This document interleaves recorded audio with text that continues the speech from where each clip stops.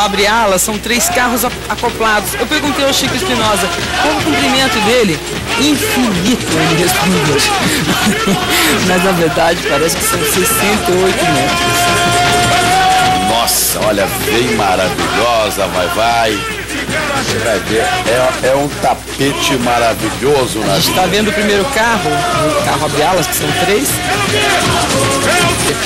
Ele diz que é um carnaval maior do que a escola. Olha só.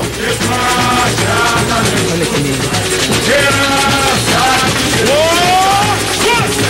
Ano passado a Vai chegou em 3º lugar.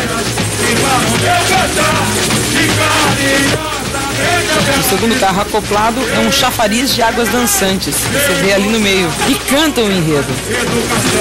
Chico acredita que a voz das crianças é que é capaz de acordar o Brasil. Tá aí o chafariz de águas dançantes.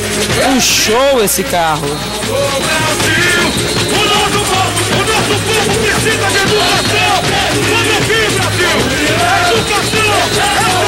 Você em casa também está se encantando com o que vê junto com a gente? Você já pode. Sim, Brandão e Maurício Cubroso estão a postos para respondê-las.